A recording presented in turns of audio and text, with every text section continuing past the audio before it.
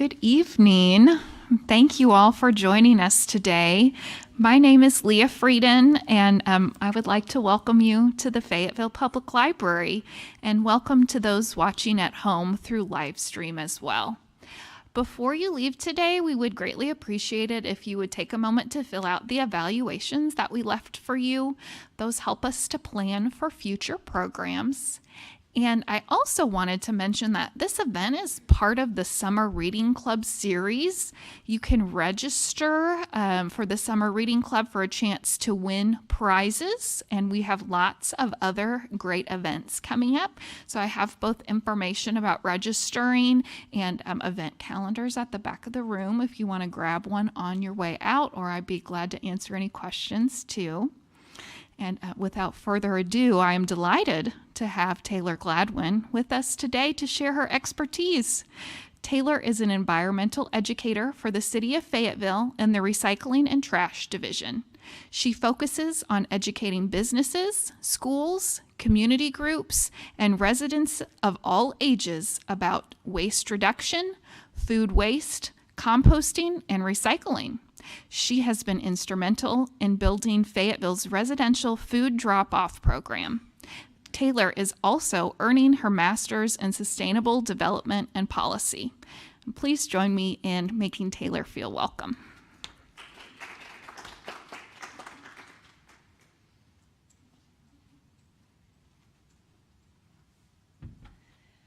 Hi, everybody. Thank you so much for that introduction. And thank you all so much for being here today. My name is Taylor Gladwin, and as Leah said, I am an environmental educator for the City of Fayetteville in our Recycling and Trash Division. I've been in this role for about 4 years, and for the last 2 years, my main focus has been educating folks on our composting programs that we have in the city and the importance of composting. And so that's what I'm going to talk about tonight. And once again, thank you all so much for coming. I do have food waste buckets to give away for participation in our residential collection program. I'll talk more about that. It's a drop-off program. So if anybody has to leave early and they would like a bucket, feel free to grab one on your way out and just sign our commitment pledge. That just says you'll use the bucket for its intended purpose. So without further ado, I'll go on and get started. So the first thing to know about composting your food waste is, what is food waste? So food waste is anything that you cannot eat, like banana peels or eggshells or coffee grounds.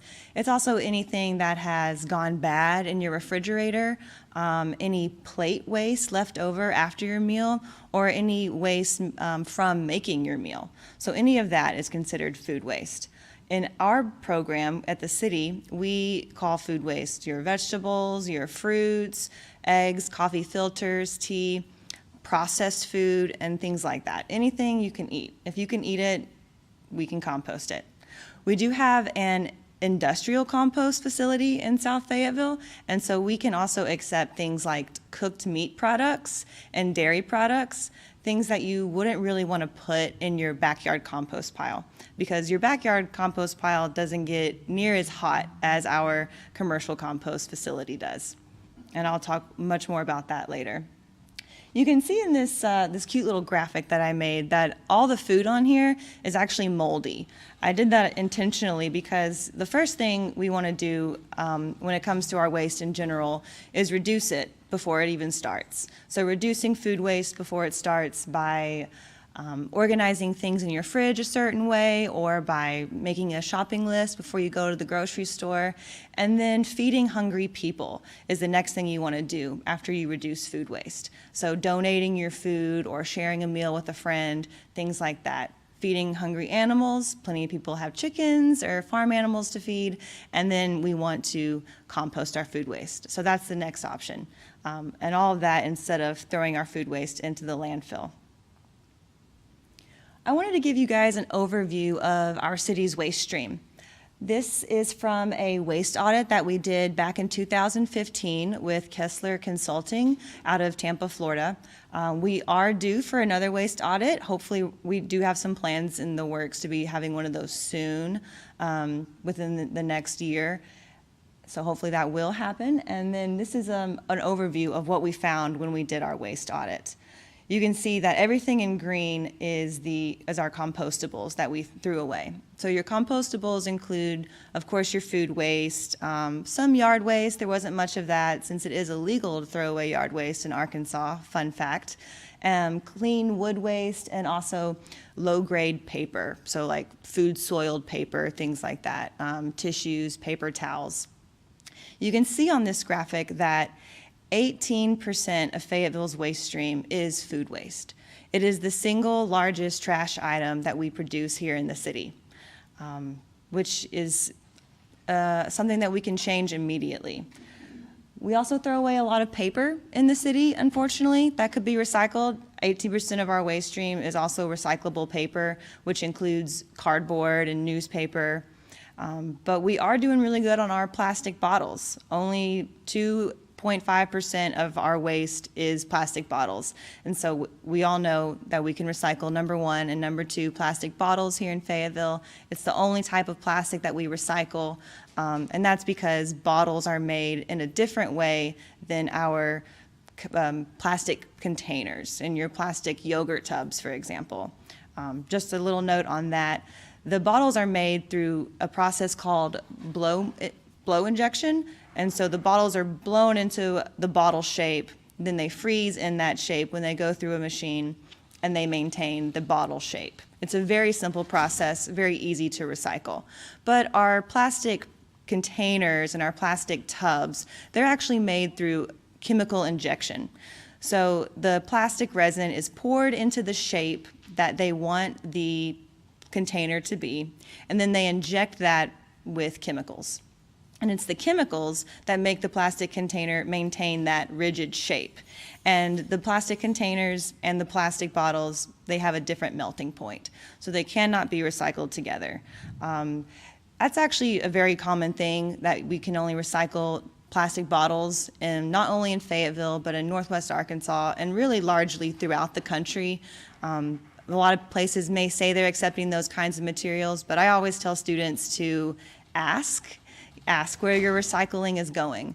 And we're really proud in Fayetteville to have full transparency on our website about our recycling and where those materials are sold to and what they become. And everything that we do collect for recycling is recycled, and it is done so domestically. This is a picture of our landfill. One of the reasons why it's super important to reduce waste and also compost and recycle your waste. So the far picture on the left is a large overview of the landfill. The landfill is hundreds of acres large, and it has many different cells. And when one cell closes, they open up another cell. And a landfill is basically a giant trash bag buried in the earth. It's one of the oldest forms of waste disposal.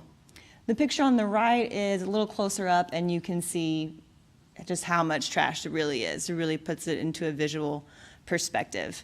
Like I said earlier, food waste is the largest thing that we throw away in Fayetteville, and that's representative of the country as a whole. It's the number 1 thing that we in America throw away. And if food waste were a country, it would be the 3rd largest emitter of greenhouse gases, right behind China and us. We only have one landfill in Northwest Arkansas, and it's in Taneytown, and it won't be open forever. They are getting permits to expand the landfill, particularly inside, called infill development, but also outward expansion. But if the landfill were ever to close, we've actually been told as a region by the ADEQ that we cannot build any more landfills in this area. And that's because of our karst geography beneath the surface. We're basically built on a cave system here in Northwest Arkansas. So that makes us really susceptible to groundwater pollution, and landfills can be a source of that. So we can't build any more landfills in Northwest Arkansas. So if our landfill is to close up, then what are we going to do with our trash? Well, we can't build another landfill, so we're going to have to find somewhere else to send it. Maybe Oklahoma, maybe Missouri, That's if, of course, they want to accept our trash. And then that price for transporting our trash further away is going to be added to our trash bills. So we have a lot of incentive financially and environmentally to reduce our waste and to recycle and compost what we can. One other thing on the note of recycling, there is a new initiative in Northwest Arkansas called NWA Recycles. It was started by the NWA Council, which is a nonprofit. And the point of NWA Recycles is to create a circular economy for recycling here in Northwest Arkansas. That's keeping our recyclables in the region and turning them into new items here in the region, creating jobs. You can check out these websites, nwarecycles.org, for information on where to recycle a plethora of items in any state or any city you live in here in the region. So that's a really cool thing that started just a couple of years ago. So for the real reason you guys all came here, to learn more about composting, I want to start by saying that Fayetteville has a very important goal. We have a waste diversion goal of 40% waste diversion from the landfill by 2027. And we want to reach this goal through increased composting, increased recycling, and increased education and outreach. We're currently at about 19% waste diversion, and we've been hovering around there for a while. The construction that's happening here in Fayetteville doesn't really help us much, so we need to find a way, perhaps a regional facility for us to be able to recycle construction and demolition debris, for example. But if we were to stop throwing away food in Fayetteville, 18% of our waste stream, with us being at about nearly 20% waste diversion, we would almost be at our goal. We would almost reach our 40% waste diversion goal just if we stopped throwing away food and if we started recycling all of the recyclable paper that we have. This is a change we can make immediately, and we have the programs and the infrastructure, fortunately, in our city to do so. Reaching our waste diversion goal would be amazing. It's really neat that we as a city have a waste diversion goal. Not every city does. But even more importantly than reaching that goal, there are immense environmental benefits to reducing our waste and composting our food waste especially, like reducing methane. And I will get into that more in just a little bit. So we have, of course, a residential food waste program here in the city. This program launched at the beginning of 2020, but with COVID, we didn't really ramp up promotion for this program until towards the end of 2020. This is a graphic that we share for our residential food waste program. It states all of what we accept and don't accept in the program. The program is a drop-off program. So how that works is residents collect their food waste at home in a container. We give some out for free to help. I brought some if you want one.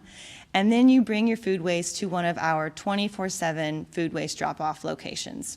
Deposit your food waste into a large cart we have decorated with a ton of signage, and then take your container home with you, rinse, and repeat. We pick it up from there 3 days a week, and we turn it into compost back at our facility. It's a super simple program, super great for apartment dwellers such as myself, or anybody who can't or doesn't want to compost for any reason in their own backyard. So you can see, like I said earlier, we take your vegetables and fruits, processed meat and dairy products, food soiled paper like your napkins, paper towels that you haven't used to clean with chemicals or anything like that, brown paper sacks, preferably with no ink on them, and also BPI certified compostable products. You really want your compostable products to be certified compostable and not say something slightly misleading like plant-based or environmentally friendly or biodegradable. I'm a big stickler for the BPI certified compostables, particularly when talking to businesses, because BPI stands for Biodegradable Packaging Institute, and they're a third-party certifier that makes sure that the compostable product has not intentionally been made with PFAS. And PFAS are a long list of what is known as forever chemicals. They're called forever chemicals because they do not disappear in the environment or our bodies. They accumulate over time. They're frequently found in water sources. Were first invented as a non-stick product on your pots and pans and things like that. And they're found in things like fire hydrant foam and also fast food wrappers and anything that you don't want to get moist and have that moisture seep through your packaging. So that's why I'm a big stickler for BPI certification on compostables, is because we certainly don't want that in our compost pile. And I make sure to work with businesses and make sure whatever compostable product they may be giving out is BPI certified. The things that we don't accept in our program are basically things that you can't eat. So that includes specifically lard, expired oil, fat, and grease. If those things are in your food, that's totally fine, of course. We just don't want a whole bunch of jars of expired olive oil or bacon grease going into our compost pile, because too much of that material disrupts the decomposition process. So if it's in your food, that's fine, but on its own, we do not accept that.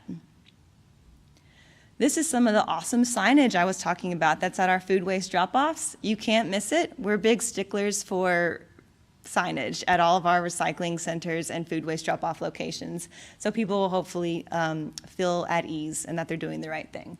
3 easy steps: open lid, deposit food waste, close lid, have a great day.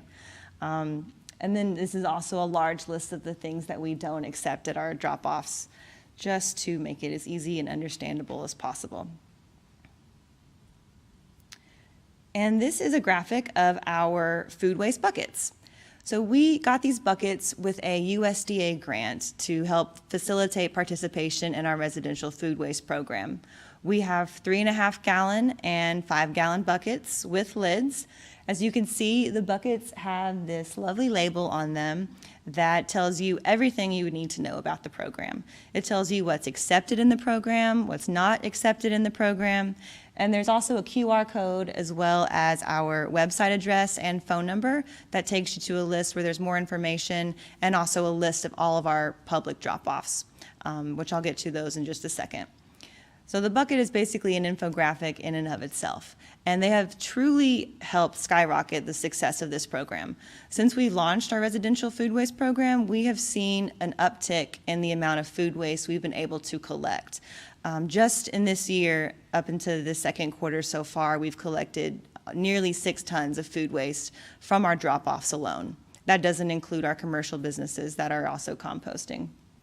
And we've been giving out buckets for just a little over a year now, and we've given out over 600 buckets, and we have plenty more. Any bucket will do. No one has to use our specific buckets. We just want to remove that barrier of there not being a container option for you to store your food waste in at home. Here are a couple of images of our public drop-offs. The one on the left is the Yacht Club on College. That's the food truck area right across from the skating rink. It looks a little different than this now. We actually made for them a shed out of corrugated metal and wood that works as a visual anchor for the food waste carts and also as a way to hang signage.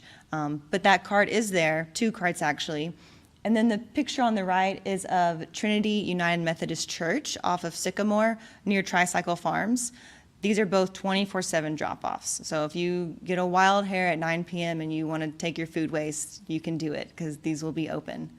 We couldn't have these public drop-offs without partnerships with our local businesses here in town. They do us an amazing service by monitoring the carts throughout the day, making sure they don't get contamination, taking out any contamination if they see it with a long trash grabber, and also making sure that the signage is visible. So this is an amazing partnership that we have with local businesses to have these 24/7 locations that are also accessible and have plenty of parking and ease for our residents. The buckets themselves are just for Fayetteville residents. That was specified in our grant, but anybody is allowed to use the drop-offs. The more food waste diverted from the landfill, the better. We also have drop-offs at our recycling centers, of course, because that's an easy place. People are already going there. and we want to make it as easy as possible. I actually worked with our GIS department to make a list of equally spaced out and conveniently located food waste drop-off locations.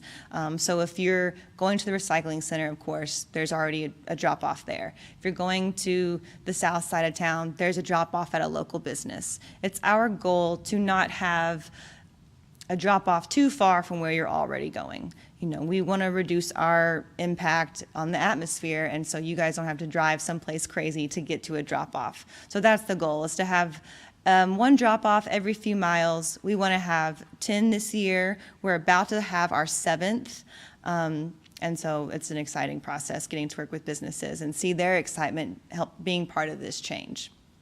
We want to have them in publicly accessible areas, along busy, often traveled routes, and even on the bike trail, because you'd be surprised. Some people, they want to ride their bike to take their food waste. I've seen somebody ride to the recycling center with motor oil on a bicycle.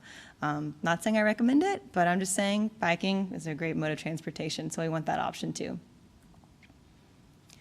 Now, this is my favorite thing to talk about when it comes to composting, and that's why to do it. That's the benefits of it. There are many benefits to composting your food waste, and they can be felt immediately, and it's something you can do ASAP.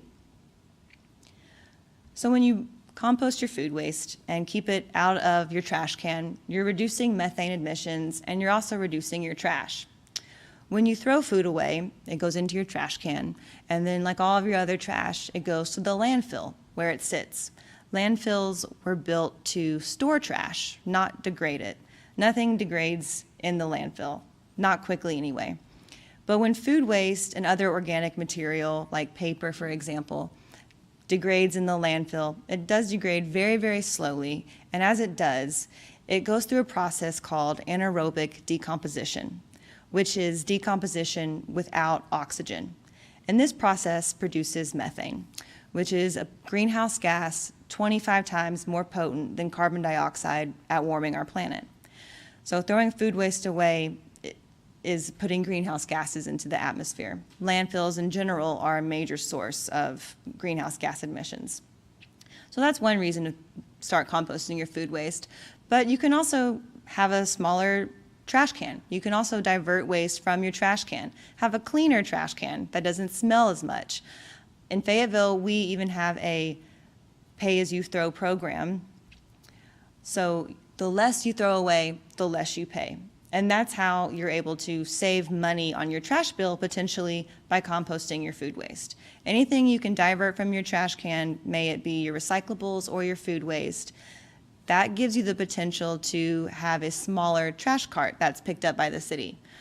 Like I said, we have a pay-as-you-throw program, so the smaller your cart is, the less money it's charged. The larger your cart is, the more expensive it's going to be. So it allows you to save money on your trash bill, and also allows you to hopefully save money in not having our trash sent to Oklahoma in the future if our landfill ever closes. Composting food waste also gives businesses a competitive advantage. This is something I, of course, like to tout with our commercial partners.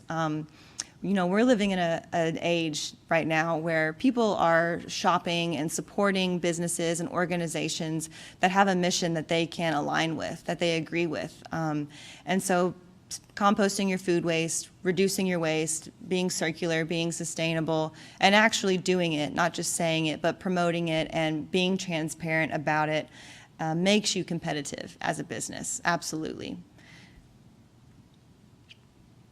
And composting your food waste, it also reduces the effects of climate change. I mentioned this earlier when I said that when food goes to the landfill, it creates methane. So that's one piece of the puzzle, is keeping food waste out of the landfill to reduce methane emissions.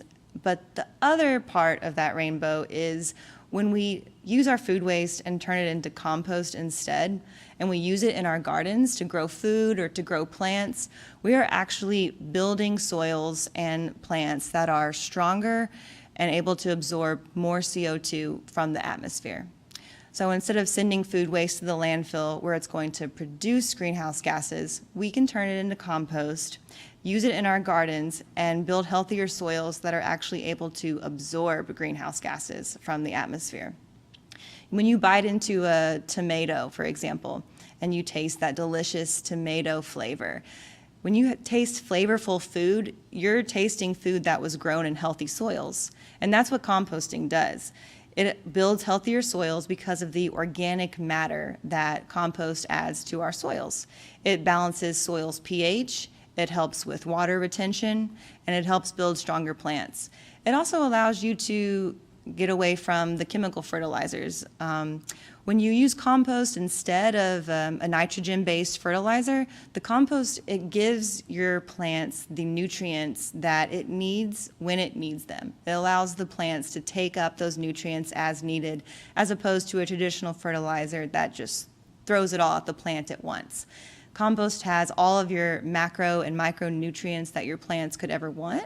Of course, carbon and nitrogen and phosphorus, but also potassium and calcium and iron and magnesium and boron and all these delicious micro and macronutrients for plants. And it makes your plants taste better. It makes your food taste better because it was grown in a healthy soil. And of course, as you guys I'm sure know, healthy soils are a huge source of carbon sequestration. So being able to do that is something that you can do immediately. Even if you don't have a garden, or even if you're not composting at home, you can bring your food waste to one of our drop-off locations and we'll turn it into compost. And we will sell it back to the community. That's what we do with the compost, is we sell it back at a very affordable price to the community at large for them to use in their gardens, which is obviously a super fun activity and a healthy activity and just helps beautify our community as well. Our Parks and Recreation Department also uses our mulch, and we do have some schools who participate in food waste composting, and I'll talk about commercial composting in a second, and we give compost to the schools for free. So they are allowed to use that in their gardens at school, and then that allows the kids to see the full circle effect of composting their food waste. So they have lunch, they compost in the cafeteria, we pick it up, bring them back, black gold compost, and they use it in their garden and see their new food grown. And it's a full circle science curriculum activity. Also with that USDA grant I mentioned, we purchased a 16-foot mobile food waste education trailer. It's actually here as well. It's in the south parking lot. If you guys want to check that out, it'll be here until about 9 a.m. tomorrow morning. And it has education on it from top to bottom about food waste and composting. We take this with us to events, to the farmers market. We're there twice a month giving out buckets and answering questions. And this little baby is really a handy tool, allows us to get from place to place easily. I don't know if you guys are aware of this, but we are actually the only municipality-ran residential food waste composting program in the state. Like I mentioned earlier, it's illegal to throw away yard waste in Arkansas, so there's a lot of yard waste composting going on in municipalities and counties, but we're the only one that actually accepts food waste. So all the food waste that's collected in Northwest Arkansas, either, of course, by the city or by a private hauler, is taken to our facility. So we're delighted to have that service and that infrastructure. We certainly don't want to be the only one doing this, but it's my hope that with the EPA's 50% food waste reduction goal by 2050, that we'll be seeing more infrastructure for food waste composting in the state, because we're already set up for it in a lot of ways with as much yard waste composting as we do in this state. We have been featured in Waste Advantage, which is an industry magazine about waste reduction and recycling. We've also been in the Arkansas Democrat Gazette, and in 2021 we won an award for Recycling Education Program of the Year by the Arkansas Recycling Coalition. And in 2020, we won an award from the National Recycling Coalition for Outstanding Government Program.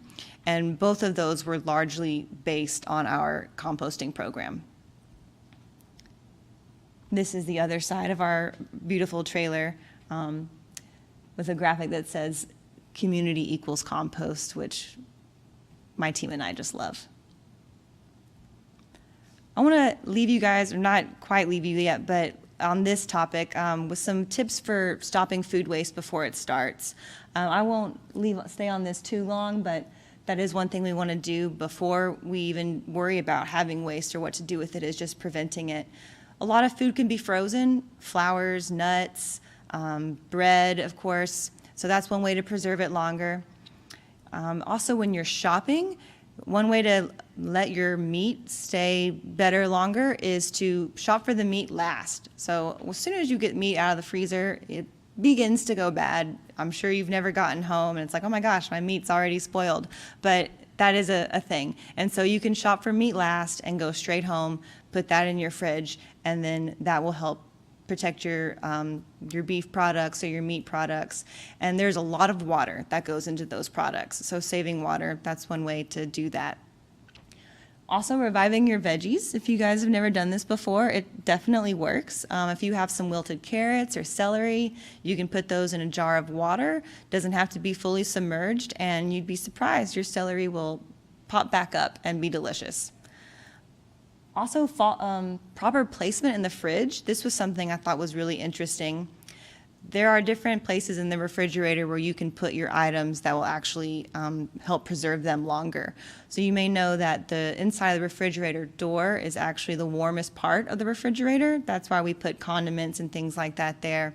And the bottom of the refrigerator is actually the coldest, and it gets warmer as it works its way up. So your meat, your greens, you can put in the bottom of the fridge. And I also recommend putting in your leftovers towards the front, so you don't forget those, and you can still eat those the next day. So this is a little bit about our commercial program. I'm not sure if you guys knew that we have a commercial composting program here in Fayetteville. Our residential program was actually an offshoot of our commercial program. This program started as a pilot program in 2016. This commercial program is a pickup program. It started in 2016 with a small handful of businesses and schools, including the university, and it grew, and now we have over 40 businesses, including the university and some sororities, participating in our food waste pickup program. This is the same graphic with our residential program. We accept all the same things, of course. With this program, we provide businesses with a 65-gallon food waste cart, so a large cart that's green with signage on it. It also has a locking lid. And we service that cart 3 times a week, early on Monday, Wednesday, and Friday mornings. So the food isn't going to be sitting in the cart for too long or attracting pests for too long. We want to service it quickly, and 3 days a week has been working really well. We also supply the business with the first 6 months of BPI certified compostable bags. That gives the business a little time just to get comfortable with the program and hopefully not change their mind or anything after they've already ordered bags. No business has changed their mind, I want to say. So we supply them with the first 6 months of bags, and then after that it's up to them to purchase their own bags. And all of this for $15.58 a month to the business. That's just added on to the business's water bill, and that's a little over $1 per pickup, 12 monthly pickups. And it's our hope that by diverting food waste from the trash can, the business will save money. As I spoke about our pay-as-you-throw program for trash earlier, if they're able to get a smaller dumpster size, then they're able to save money through that and through fewer pickups as well. And of course, it makes them competitive, being more sustainable.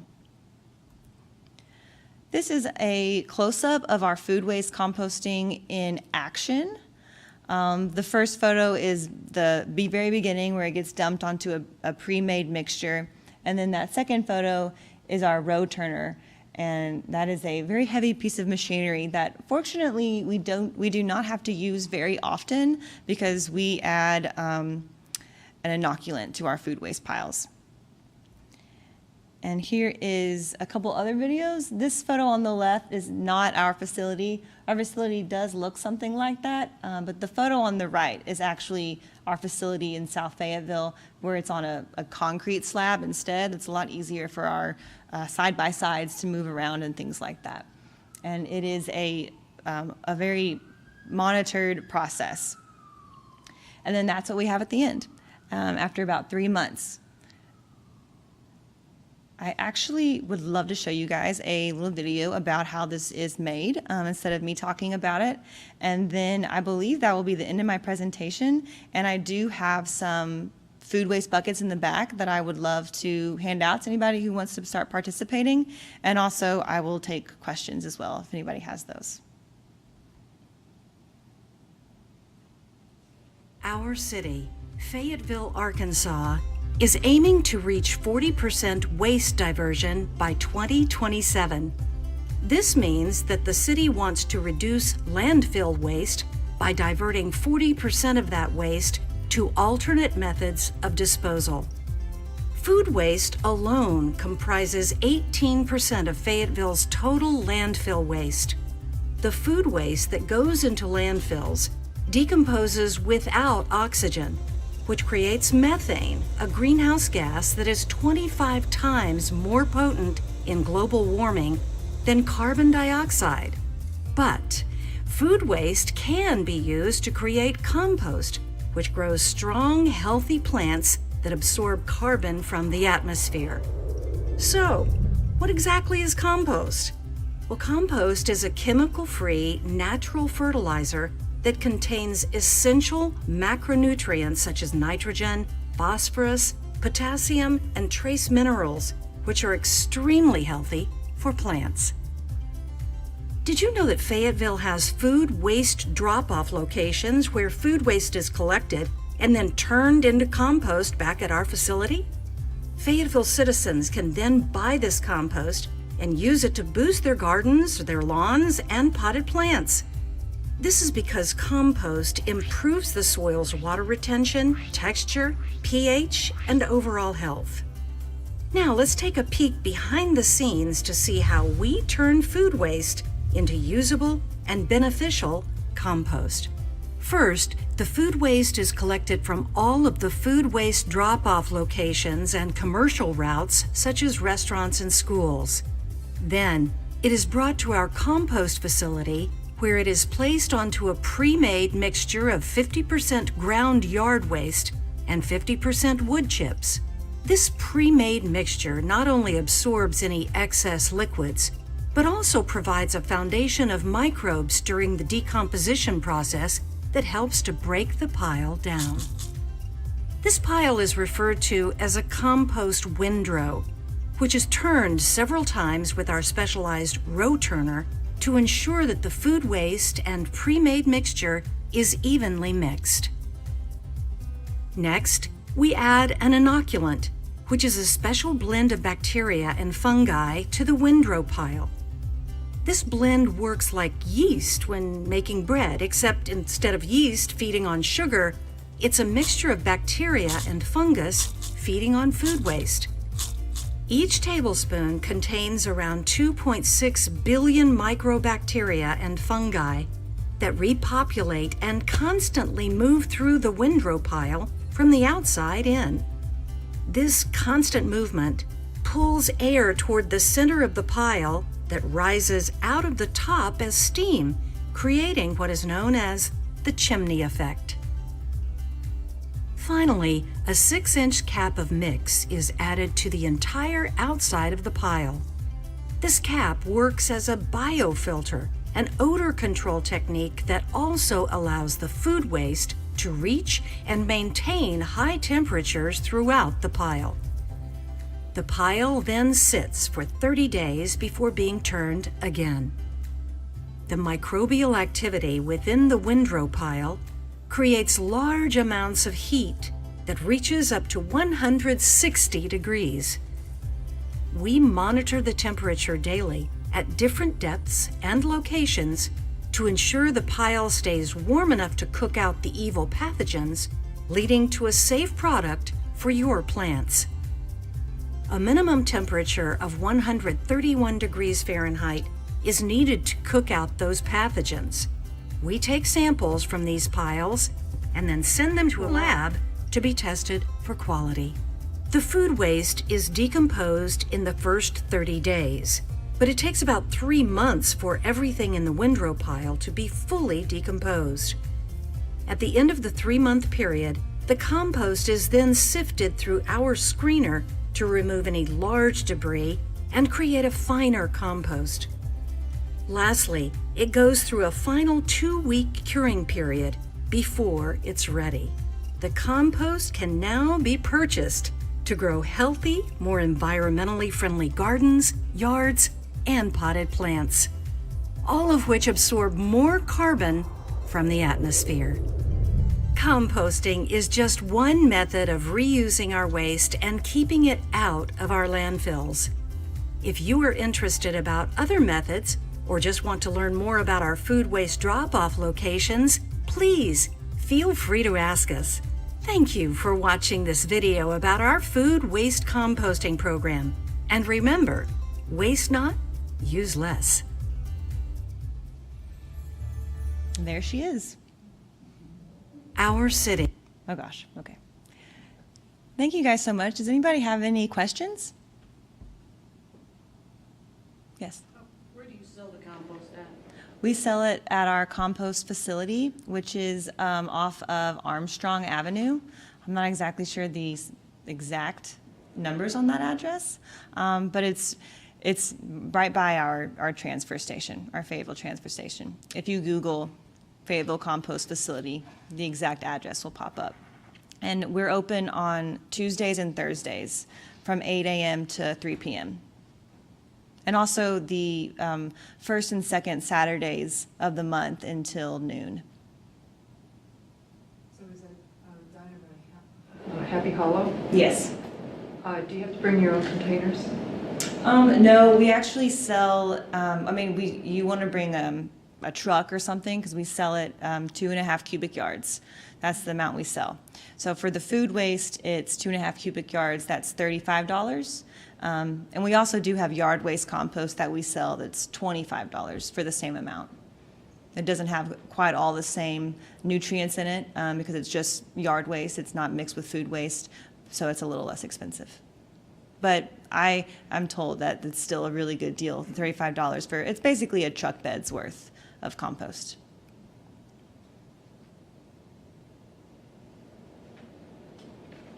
Any other questions? Yes. I'm sorry I was late. You probably already addressed this. What about pizza, the occasional pizza box? Because it has the great grease on the bottom, so we live really close to Happy Hollow, and we take our own there. Mm-hmm. But I don't put the bottom part in there because I've heard that the grease, you shouldn't put that in with the cardboard. You'd be surprised how greasy a pizza box can be and still be recyclable, actually. As long as there isn't food residue stuck to the pizza box, then the pizza box can be greasy and still be recycled. We do want to keep that out of our food, out of our compost, because that just, we would get a lot of pizza boxes, and then that has a harder time breaking down. And the pizza box also has ink on it, and it's not certified compostable. So that ink may have toxic metals in it, for example. So if it can be recycled, like paper, for example, even if you had plain white paper, we'd rather it be in the recycling stream. So, but your greasy pizza box, it can still be recycled as long as there's no melted cheese on it or anything like that. It's like once every 6 months, I think, what am I going to do with this box? You can recycle it, I'm sure. Thank you. Absolutely. Yes. When it goes through the last screening and the bigger debris is collected, what kind of stuff is that and what do you do with it? It's large sticks, really. We call it overs because it's anything that's oversized. And we're using it around the facility right now as an erosion control technique in some areas. We also use it for the daily cover as well. But we're trying to make it even find new uses for it, and maybe possibly even being able to sell that to people or to businesses as their own erosion control technique. But right now we're just using it for erosion control and our daily cover. Mm-hmm. Yes. So with the food items, let's say you've had a melon that just got too old. Before you put it in the bucket, should you cut it in half? Should you cut it down a little bit, or does it really matter? Just Yeah, no, that's fine. You don't have to worry about that. If you were doing it in your own backyard, I would recommend making it smaller so it breaks down more quickly. But our piles get up to 165 degrees, so it'll decompose very quickly. We actually had a flower business bought a bunch of pumpkins last fall to sell to their customers, and a lot of them didn't sell. And so they brought all their pumpkins to us, and my crew and I, we were just throwing these massive pumpkins onto the compost piles, and they were breaking, of course, but yeah, you don't have to go through the extra trouble. Yes. If I've been putting meat and dairy in my personal compost at home, how long would I have to just ignore it, or like what would I need to do if I didn't want to like haul it all off? Like I wasn't educated enough that that wasn't allowed for home composting. So is there a solution at home? Or yeah. To make it decompose more Yeah. quickly? Well, cutting it up, something like that, making it smaller, really burying it in your pile. And the reason why they say no meat or dairy in the backyard compost pile is really because it can attract rodents, the smell of it, for example, and so then you could get critters and things like that. I actually put some meat in my compost pile that I just recently started at a new house, and it's gone now. Like the compost pile is completely gone, and it's in the woods, my new house, and so that's why they say that. But I would, just bury it in the pile and be sure you're adding enough yard waste too. You want about a 3-to-1 yard waste to food waste ratio, so more yard waste than food waste. That'll help keep the smell down and keep the mixture alive and well. So I would just definitely do that. You always have the option too of if you find that's still not working, composting whatever you want in your own backyard, but bringing us your meat. That'd be fine too. Yes. I'm not sure if you would know, but do you know of any volunteer opportunities with the U of A or that deals with issues like this? Well, we are always looking for volunteers to help us at events.